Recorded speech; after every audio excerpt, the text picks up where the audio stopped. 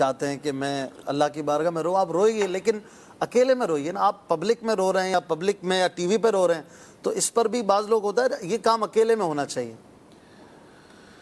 دیکھیں یہ تو کام اکیلے میں ہو تو بھی اچھا ہے اور ہونا چاہیے، لیکن اگر کوئی اکیلے میں کے بجائے یا اکیلے کے ساتھ ساتھ اگر وہ سر عام کرتا ہے، لوگوں کے بیچ میں کرتا ہے، بلکہ بڑی تعداد تو وہ ملے گی جو روتی لوگوں میں، ان کو اکیلے میں ٹائم ہی نہیں ملتا رونے کا.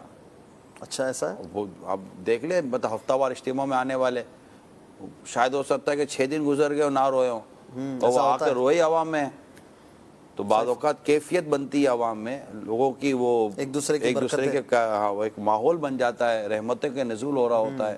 تو اجتماعی طور پر رونے کو کس نے، پھر یہ کہ اگلا غلط کر رہا ہے یہ معیار آپ کہاں سے لے کر آ جائیں گے کہ اس کو سب کے سامنے نہیں رونا چاہیے. یہ تو بدگمانی دکھاوا کر رہا ہے. یہ بدگمانی ہے. وہ دکھاوا کر رہا ہے نہیں کر رہا، وہ اس کا رب کا معاملہ ہے نا اشفاق بھائی. ہم تو تینا نہ کریں گے کہ یہ کیا کر رہا ہے، بلکہ میں تو یہ کہتا ہوں کہ اگر کوئی روتا ہے اور آپ کو لگتا ہے یہ کیوں روتا ہے تو میرا مشورہ یہ ہے کہ اس کو آپ اس بات پر روئے کہ اس کو تو رونا آ رہا ہے، مجھے رونا کیوں نہیں آ رہا.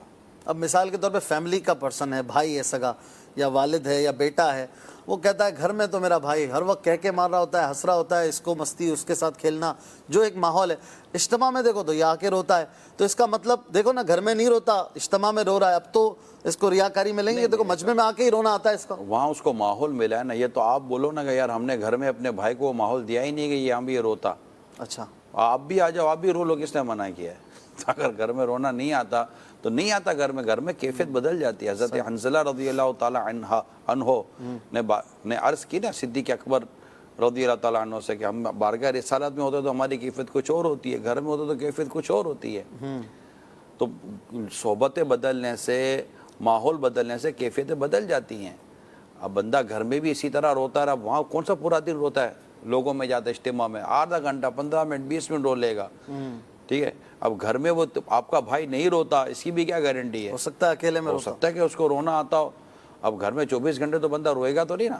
صحیح.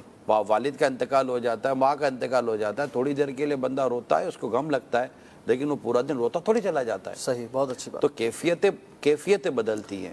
آپ مکہ پاک جاتے ہیں، مسجد الحرام میں آپ کی حاضری ہوتی ہے، کعبہ شریف کو دیکھ کر آپ روتے ہیں، طواف کر کے روتے ہیں، تھوڑی دیر تک آپ بیٹھتے ہیں تو آپ کے رونے کی کیفیت آہستہ آہستہ کم ہو جاتی ہے. تو آپ اس وقت روئے تھے، اس کے اب تو آپ کا رونا موقوف ہو گیا. تو یہ تو ایک انسان کا نیچر ہے جو کیفیتوں کے ساتھ بدلتا. پھر تھوڑی دیر کے بعد آپ کسی سے بات کرنا بھی شروع کر دیتے ہیں. اسی طرح نیک لوگوں کی بارگاہ میں جاتے تو وہاں بھی آپ کو رونا آتا ہے، پھر تھوڑی دیر کے بعد آپ نارمل ہو جاتے ہیں. یہ تو انسان کا نیچر ہے کہ وہ وقت و حالات کے ساتھ، کیفیتوں کے ساتھ بدلتا رہتا. اب صبح بہارا کا وقت آئے گا، بارگاہ رسالت میں جس انداز سے قوم حاضری دے گی تو وہ ایک گھڑی ہوتی ہے. بالکل بالکل. اصل میں بعض گھڑیاں ہوتی ہیں کہ جس میں آپ پر کیفیت آتی ہے، آپ کو رونا آتا ہے. مجھے بعض اسلام بھائی کہتے ہیں وہ 26 والا بیان سنا دیں، تو میں عموماً یہ کہتا ہوں کہ وہ 26ویں رات کا، 26ویں کی گھڑی کی ایک بات ہوتی ہے. 12ویں کا بیان آپ کرتے تو 12ویں کی تاریخ کی اس گھڑی کی ایک بات ہوتی ہے. 25ویں کا بیان کرتے تو ایک بات ہوتی ہے. ابھی بھی ہم جیسے بیان کر رہے ہیں تو ابھی ہمارا موضوع چل رہا ہے تو اس کی ایک بات ہوتی ہے، ایک ردھم بنتا ہے، ایک کیفیت بنتی ہے، ایک سچویشن بنتی ہے. آپ کلام پڑھتے ہیں، ابھی تھوڑی دیر پہلے آپ کلام پڑھ رہے تھے، آپ بھی رو رہے تھے، کوئی اور بھی رو رہا تھا. آپ سیڑھی اترتے اترتے روتے چلے جائیں گے، گاڑی چلاتے چلاتے روتے چلے جائیں گے. تو ایک شاذ اس طرح کی کیفیت ہوتی ہے. الشاذ کالمعدوم. اگر کوئی چاہے کہ میری کیفیت یہ مستقل رہے، یہ کیا ہے؟ مجھے 2 منٹ کے لیے رونا آتا ہے پھر ختم ہو جاتا ہے. اے کاش یہ کیفیت میری بڑھے، میں یاد الہی میں، عشق مصطفیٰ میں ہر وقت روتا رہوں. ہو سکتا ہے صحبت اختیار کرے اور ڈبل 12 گھنٹے وہ روتا ہی رہے گا تو کھائے گا کب، پیے گا کب، سوئے گا کب؟ کیا 8 گھنٹے سوئے گا تو روتے روتے 8 گھنٹے تک یہ دیکھیں بات چیزیں ایسی ہوتی ہے کہ جس کو سمجھنے کی ضرورت ہے، پریکٹیکل نہیں ہوتی. تو وہ مطلب کہ بکثرت رونا، تو سرکار صلی اللہ علیہ وسلم بکثرت آپ کا رونا ثابت ہے، بکثرت رونا ثابت. آپ کو دائم الفکر کہا گیا ہے. آپ مستقل ایک غور و فکر کی آپ کیفیت میں رہا کرتے تھے اور یاد الہی میں مستغرق رہا کرتے تھے، آپ یاد الہی میں مگن رہا کرتے تھے. صحیح. ٹھیک ہے. اور پھر بعض اوقات ایسی کیفیت ہوتی تھی کہ من عائشہ، من ابی بکر، کہ کسی کو نہ پہچانتے. ٹھیک ہے. یہ کیفیات کی بات ہوتی ہے. صحابہ کرام علیہم رضوان ان سے تو صاف قلب اور پاکیزہ لوگ تو اب آنے سے رہے، اب کوئی صحابی تو بننے سے رہا رضی اللہ تعالیٰ عنہ. تو ان کی کیفیتیں کیا تھی؟ کھیتی باڑی کرتے تھے، کام کاج کرتے تھے، گھر بار میں رہتے تھے، بارگاہ رسالت میں حاضر ہوتے تھے. اللہ کریم نے دنیا کا ایک پورا نظام عطا فرمایا ہے، ایک معیشت ہے، گھر ہے، کاروبار ہے، اور یہ ساری زندگی کے معاملات ہیں. تو انسان کے پاس وقت ہر وقت ہنستا بھی نہیں رہتا. ہر وقت اب روڈ پہ چلتے جاتے آدمی ہنس رہا ہوگا تو آپ کیا بولو گے کہ یار یہ بیچارے کو تھوڑا اس کا علاج کی ضرورت ہے. تو ہر وقت بندہ ہنستا بھی نہیں ہے، ہر وقت بندہ بولتا بھی نہیں ہے. اچھا، ہر وقت بندہ چلتا بھی نہیں ہے، ہر وقت بندہ کھاتا بھی نہیں ہے. تو آپ بولو یہ جیسا دعوت میں جا کے کھاتے ایسا گھر میں کیوں نہیں کھاتا؟ تو بھائی جیسا دعوت میں کھانے کا تھا گھر میں تھا نہیں کھاتا. تو یہ حالات، واقعات، جگہوں کے بدلنے سے کیفیتوں کا بدلنا، صورتوں کا بدلنا، عادتوں کا بدلنا، یہ نیچر ہے، فطرت ہے. صحیح نیچر ہے. تو اس کو کریکٹیسائز کرنے کے بجائے یہ آپ تلاوت سنتے تو آپ کو رونا آ رہا ہے نا، خوش الہان نعت خان سے نعت سنتے تو آپ کو رونا آ رہا ہے. عشق رسول میں رونے کے لیے پھر صرف نعت سننے کی، لیکن جب نعت سنتے تو واقعی کیفیت بدل جاتی ہے. ٹھیک ہے. لفظوں میں تاثیر ہے، اعلیٰ حضرت کے ایک ایک لفظ میں تاثیر ہے، صحیح. بزرگوں کے قلم کے لفظوں میں تاثیر ہے. اچھا یہ تو چھوڑیں، آپ کتاب پڑھتے ہیں، کتاب پڑھتے پڑھتے آپ کو رونا آ جاتا ہے. آپ کتاب میں کون ہے؟ آپ ہیں. اور کتاب لفظوں کی تاثیر، یعنی وہ آپ کتاب کی صحبت میں گئے. حتیٰ کہ قرآن کریم کا یہ اعجاز ہے کہ اگر آپ کی سمجھ میں نہیں بھی آتا، آپ ایک اچھے قاری، خوش الہان قاری سے قرات سنیں، قرآن کی تلاوت سنیں، آپ کو یہ نہیں سمجھ میں آ رہا کہ اس کے معنی کیا ہے، مگر آپ پر وہ رقت طاری ہوگی، دل ایسا رو رہا ہوگا، اور بعض اوقات اتنا ذوق آ رہا ہوتا ہے اور دھڑا دھڑ آنسو گر رہے ہوتے ہیں. سمجھ نہیں آ رہی، لیکن یہ رونا کہاں سے آ رہا ہے؟ بس ایک بات ہے نا کہ سمجھ میں آئے تو بندہ روئے نا، صحیح. سمجھ میں آئے گا تو کیفیت ہوتی ہے نا. لیکن قرآن کریم کی اپنی ایک تاثیر ہے. آپ تلاوت کرتے ہیں آپ کو رونا آتا ہے، حالانکہ آپ کو معنی سمجھ میں نہیں آتے.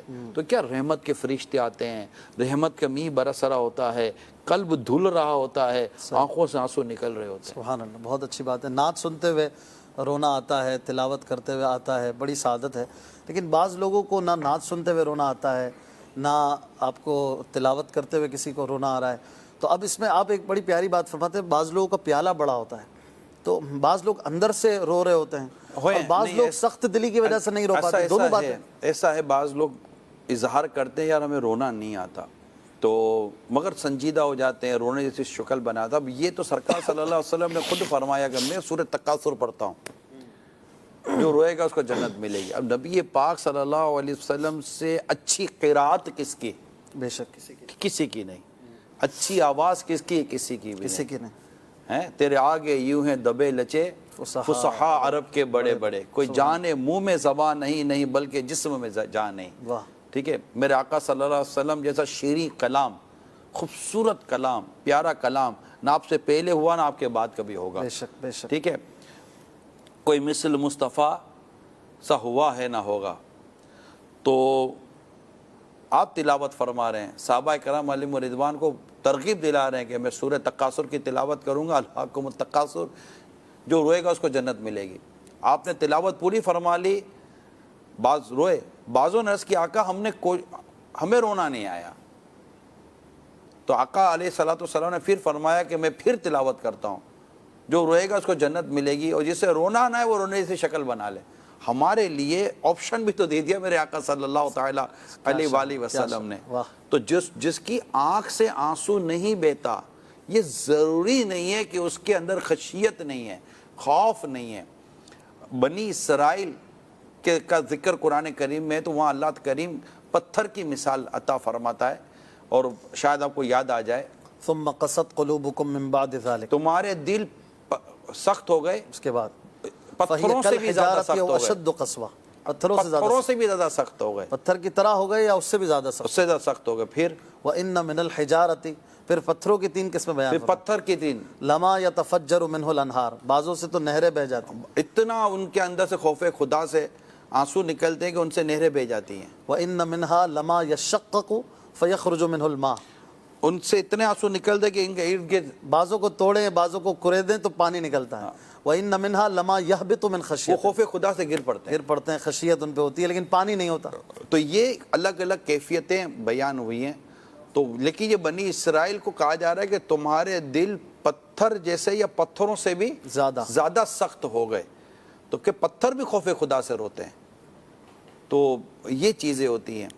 تو اللہ ہمارے وہ حضرت موسیٰ علیہ السلام کا واقعہ ہے نا کہ کہیں جا رہے تو پتھر رو رہا تھا. تو اس پتھر سے آواز آئی کہ میں اس لیے رو رہا ہوں کہ مجھے ڈر لگتا ہے کہ کہیں میں جہنم کی آگ میں نہ جلا دیا جاؤں. تو آپ نے دعا کی اللہ اس کو جہنم کی آگ سے بچا لے. پھر کچھ عرصے کے بعد گزر ہوا دیکھا پتھر پھر رو رہا ہے. تو آپ کیوں رو رہا ہے؟ کہا اللہ کے شکر پہ رو رہا ہوں. رونا بند نہیں کیا. رونا بند نہیں کیا. خوف خدا سے بھی رونا اور شکر میں بھی رونا. تو یہ ہوتا ہے. تو یہ ضرور نہیں ہے کہ اگر کوئی آنکھ سے آنسو نہیں نکال پاتا تو وہ رو نہیں رہا ہوتا. لیکن اگر واقعی کو ایسا ہے کہ اس کو نہ دل روتا ہے نہ آنکھ سے آنسو نکلتے، اس کی کیفیت بنتی ہی نہیں ہے، اس کو دعا کرنی چاہیے، اپنے رب سے عرض کرنا چاہیے مولا مجھے بھی رونے والی آنکھ دے. مگر ظاہر ہے کہ ہر چیز اخلاص کے ساتھ ہونی چاہیے، خلوص کے ساتھ ہونی چاہیے، اللہ ہی کے لیے ہونی چاہیے. اور یہ غور کرے کہ یار میں بچے کی یاد میں روتا ہوں تو پیسہ نہ ہو تو روتا ہوں، تو قرضہ چڑھ جائے تو روتا ہوں. تو یوں آنکھ میں آنسو تو ہیں، ٹینک تو اپنے پاس بھی ہے اور وہ اوور فلو ہو بھی جاتا ہے، آنکھ سے پانی نکل بھی آتے ہیں.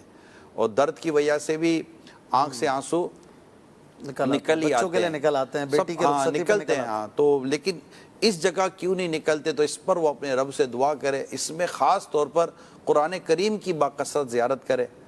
اور اگر اس کو ایسا لگتا ہے کہ میرا دل سخت ہے تو دل کو نرم کرنے والے افعال اختیار کرے، جس میں سے قرآن کریم کی تلاوت دلوں کو نرم کرتی ہیں، قبروں کی زیارت دلوں کو نرم کرتی ہے، اور یتیم کے سر پر ہاتھ پھیرنے سے بھی دل نرم ہوتے ہیں. مساکین میں بیٹھے، غریب اور مساکین کے درمیان میں بیٹھے، انشاءاللہ وہاں اس کو قلب کی صفائی نصیب ہوگی. اور جن جگہوں پر قلب سخت ہو جاتے ہیں یا قلبوں میں مطلب کہ وہ رقت ختم ہو جاتی ہے، بعض اوقات آپ دیکھیں گے کہ سستی شروع ہو جاتی ہے عبادت میں، تو یہ بھی ایک طرف سے ایک اشارہ ہوتا ہے کہ عبادت میں سستی ہو رہی ہوتی ہے، فرائض میں سستی ہو رہی ہوتی ہے، نوافل میں سستیاں ہو رہی ہوتی ہیں، ذکر و اذکار میں سستیاں ہو رہی ہوتی ہیں، تلاوت میں سستی شروع ہو جاتی ہے. یہ سب انڈیکیشن ہے کہ مجھ سے کہیں غیبت ہو گئی ہوگی، کہیں چغلی ہو گئی ہوگی، کہ بدنگاہی ہو گئی ہوگی، اللہ کی کوئی نافرمانی ایسی ہو گئی ہوگی، یا میں اللہ کے نافرمانوں میں اس طرح بیٹھ گیا ہوں گا کہ جس سے مجھ سے یہ نیکی کی توفیق جو ہے نا وہ سلب ہوتی چلی جا رہی ہے. یہ انڈیکیشن کو لینے کی عادت پیدا کریں. یہ انڈیکیٹر ہوتے ہیں، انڈیکیٹر ہوتے ہیں کہ یہ بلنگ کرتے ہیں، یہ بیپس ہیں جو آپ دیکھیں کہ یار معاذ اللہ سما معاذ اللہ نہ کرے، اللہ کریم زندگی بھر نمازوں کی پابندی رکھے، خدا نہ خاصا اگر کوئی نماز کسی کی قضا ہو جائے تو اس کے اوپر تو یہ سمجھے کہ بم گر گیا نا، کہ مجھ سے ایسا ہو گیا کہ میرے رب نے مجھ سے نماز کی توفیق سلب فرما لی، میں اٹھ کر نماز تک نہ پڑھ سکا. یہ بہت بڑا گناہ ہے، یقین مانیں. شاید ایک تعداد کو اس کا اندازہ نہیں ہے، بہت بڑا گناہ ہے.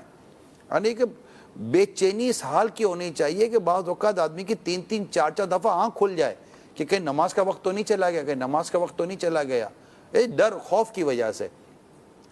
نماز کا وقت تو نہیں چلا، نہیں ابھی تو باقی ہے. چلو ایک مثال دے رہا ہوں میں آپ کو. اور نماز کا وقت ہی چلا جائے، وہ سوتا رہ جائے، اللہ کی پناہ. اللہ تعالیٰ سے ایسی نیند سے، ایسی کیفیت سے پناہ مانگتا ہوں، ایسی مصروفیت سے پناہ مانگتا ہوں کہ جس کی وجہ سے میری نمازوں میں کبھی کوئی کمزوری یا خلل واقع ہو جائے. اللہ مجھے زندگی بھر محفوظ رکھے. آپ بھی دعا کریں اللہ کریم ایسی زندگی ہمیں مطلب کہ پناہ مانگتے ہم اللہ تعالیٰ سے کہ ہماری نمازیں اس میں چھوٹتی رہیں یا جماعتیں واجب ہونے کے باوجود چھوٹتی رہیں. اللہ ہمارے حال پر رحم فرمائے. تو یہ تو خاص رونے کا موقع آئے گا نا کہ بندہ روئے. پھر خدا نہ خواستہ ایسی کیفیت اگر آپ نے اپنے محسوس کی ہے کہ تلاوت لگتا نہیں، عبادت میں لگتا نہیں دل ہمارا ہے، عیسیٰ میں بدمست ہم یا الہی.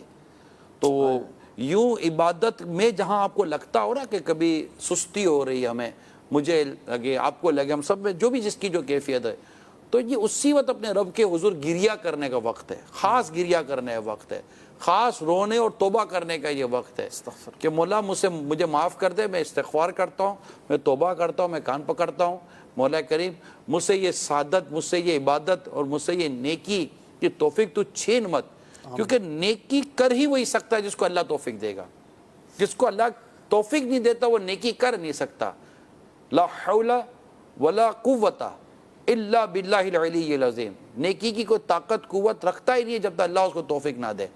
اللہ کی طرف سے اس کو اگر یہ توفیق عطا نہ کی جائے. یہ طے ہے، یہ فائنل ہے، یہ دماغ میں بٹھا لیں.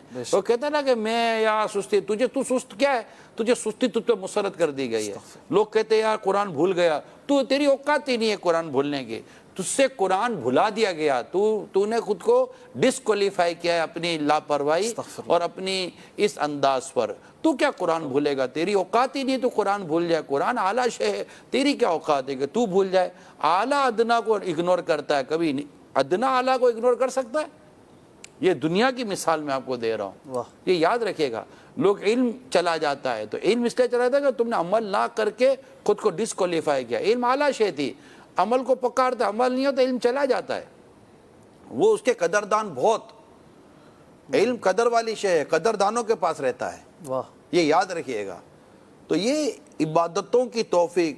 بعض اوقات آدمی کے پاس دولت مل جاتی ہے. حال میں ایک سے مشورہ بات چیت چل رہی تھی، تو وہ مال دولت دنیا کاروبار، تو اس کو ہم ترقی کی طرف لے جاتے ہیں نا کہ یار اس کے 1 سے 2 بزنس ہو گئے، 4 بزنس ہو گئے، اتنا مال تب اتنا ہو گیا، گھر اپنا ہو گیا، ویل اسٹیبلش ہو گیا، لیونگ اسٹینڈرڈ اس کا اچھا ہو گیا. مگر اگر اس کے ساتھ اس کو پیرل دیکھے تو اس کی نمازوں میں کمی آ گئی ہوتی ہے، اس کی نیکیوں میں کمی آ گئی ہوتی ہے، اس کے درس و بیان میں کمی آ گئی ہوتی ہے، اس کے رونے میں کمی آ گئی ہوتی ہے، نیک لوگوں کی صحبت میں بیٹھنے میں کمی آ گئی ہوتی ہے. اب غور کرے کہ جو چلا گیا یہ لاس ہے اور جو آ گیا یہ نفع ہے. جس کو یہ کہہ رہا ہے، مطلب لاس اور نفع کو، جس کو یہ نفع کہہ رہا ہے، اس نقصان اور نفع کو کمپیریزن کرے. کوئی کمپیریزن نہیں ہے، کوئی کمپیریزن نہیں ہے. فانی شے کو باقی رہنے پر کوئی تقابل نہیں ہو سکتا، کمپیریزن نہیں ہو سکتا. نیکی باقی رہنے والی ہے. صحیح، ٹھیک ہے. تو لوگوں کی بعض اوقات یہ کیفیت ہو جاتی ہے، اس پر بھی روئے کہ یا اللہ میرے یہ کیفیت چلی گئی. رونا ہے نا، یقین مانے میں کہتا ہوں کہ دل میلا ہو جاتا ہے، دل کالا ہو جاتا ہے. اس کو دھوئے کیسے؟ اس کے دھونے کا پانی نکلتا باہر ہے، دھوتا اندر ہے. اخلاص کے ساتھ رونا ضروری ہے. اگر خدا نہ قدر ریاکاری کا رونا روتا ہے، دکھاوے کا رونا روتا ہے، تو دکھاوے کے رونے کو میں یوں کہتا ہوں نارملی کہ جیسے اگر آپ کے کرتے پر، وائٹ کرتے پر انک کا قطرہ گر جائے، سیاہی انک کا قطرہ گر جائے اور آپ اس کے اوپر پانی ڈالو تو اتنا سا دھبا اتنا بڑا ہو جاتا ہے، پھیل جاتا ہے. تو جب ریاکاری کا رونا روتا ہے نا تو دل کا داغ دھلتا نہیں ہے، پھیل جاتا ہے. اللہ اللہ. یہ اور دل کو گندا اور میلا کر رہا ہوتا ہے. وہ میرے پیر و مرشد کا شعر بہت اچھا ہے. یوں تو ہر شعر اچھا ہے لیکن اس عنوان پر ایک شعر بہت اچھا ہے، انکساری بہت ہے اس شعر میں، انکساری بہت ہے. میں اشفاق بھائی سے چاہوں گا وہ شعر پڑھیں. لاؤں وہ اشک، اشک تو ہیں، لاؤں وہ اشک کہاں، اشک کہتے ہیں آنسو کو. لاؤں وہ اشک کہاں سے جو سیاہ